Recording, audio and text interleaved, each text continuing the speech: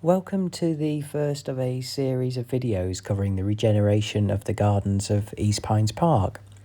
East Pines Park is a great park in the north of Blackpool on the Blackpool-Cleveleys border.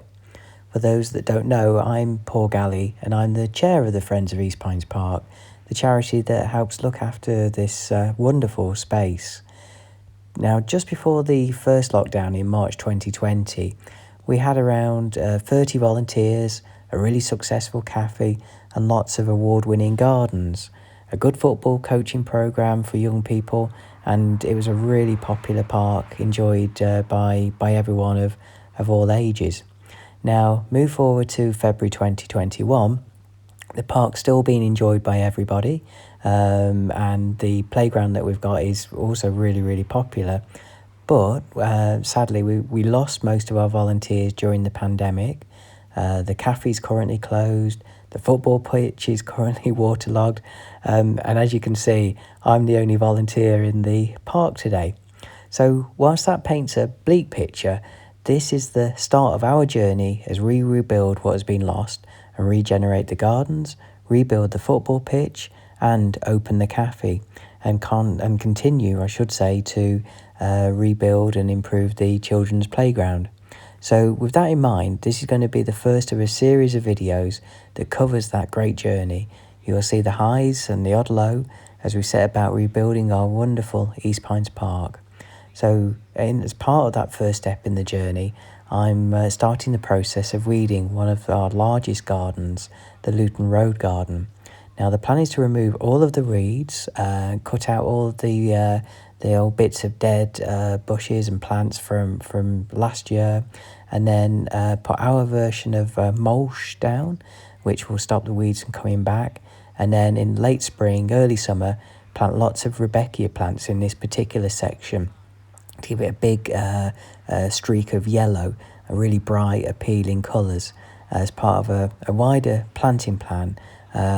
This will see us plant thousands of plants, lots and lots of colour in these big colour streaks, so they're really able to be seen from long distances and really invite people to come in and enjoy the park, and even lift somebody's day who's just driving past or walking past the park. And our plan is to create something really special for everybody to enjoy. And as you can see in the video here, I'm talking to a couple who were doing just that, getting their daily exercise and enjoying the green space and having a nice natter. And it was a really good reminder of why we're doing this. And yeah, I really hope you'll enjoy the journey.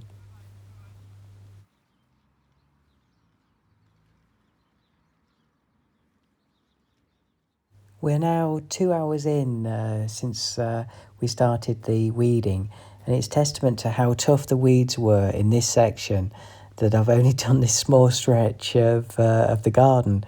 But the weeds were predominantly grass weed, which for any gardener out there, you'll know that when you're working in cold, wet conditions, the grass weed is probably one of the toughest weeds to remove, as it just clings to all of the soil, and over time your fingertips start to get really cold as well. So it's a double-edged sword of paradoxes as you're trying to pull these really tough weeds out of a very cold surface. And again, any trace of root from these will mean that it soon returns. So I worked my way through and cleared around a stretch of about 3 yards by 1. So it may not look like I've done a great deal, but it was definitely one of the toughest areas of the gardens to work on. And the advantage of doing probably one of the toughest areas first is that it means we've broken the back of the toughest section, and it also proves that we can do it.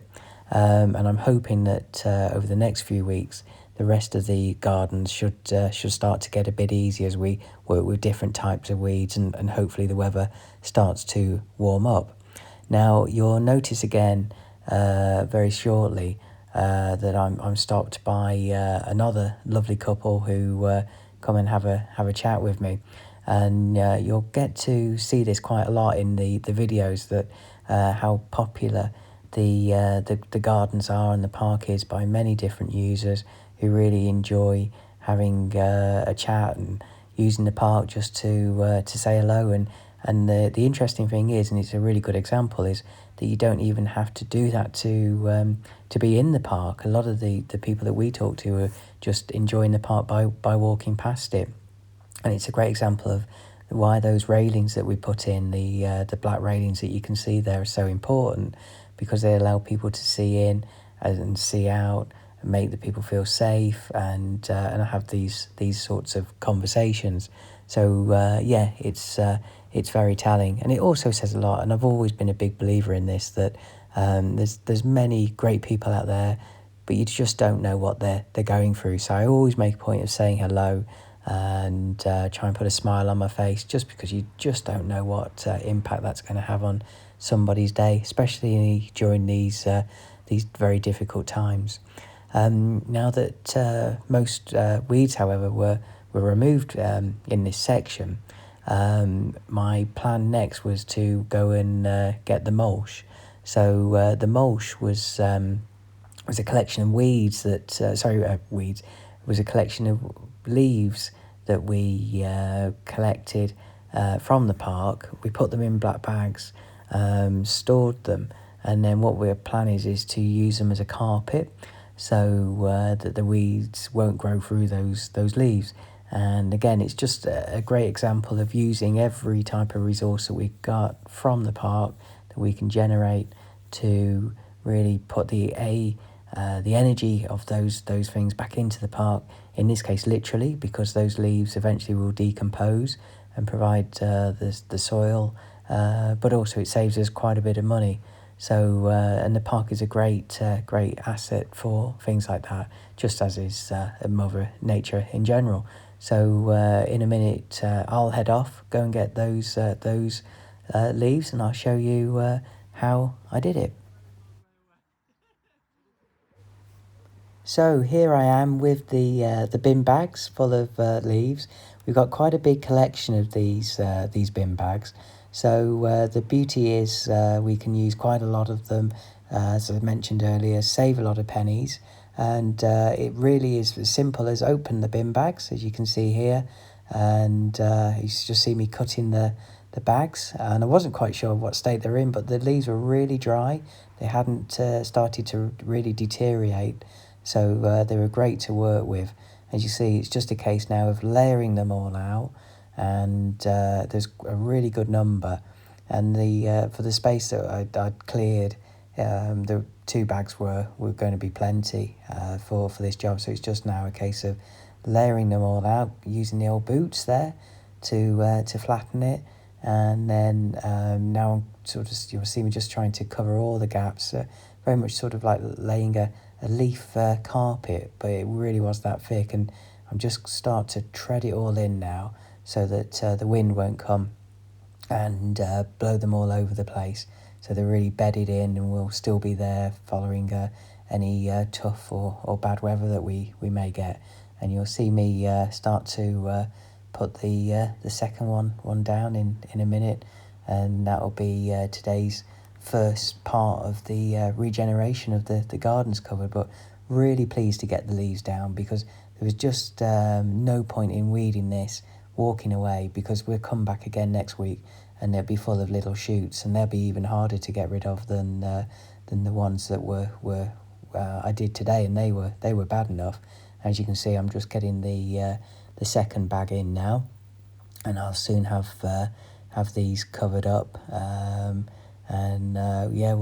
on our way to regenerating the park. And sometimes it's the smallest step that takes us on that longest journey, and today really was that smallest step. And I'm really proud of what we started to achieve today in some really cold and tough conditions. My hands at this point were really cold and sore, but we're on our way.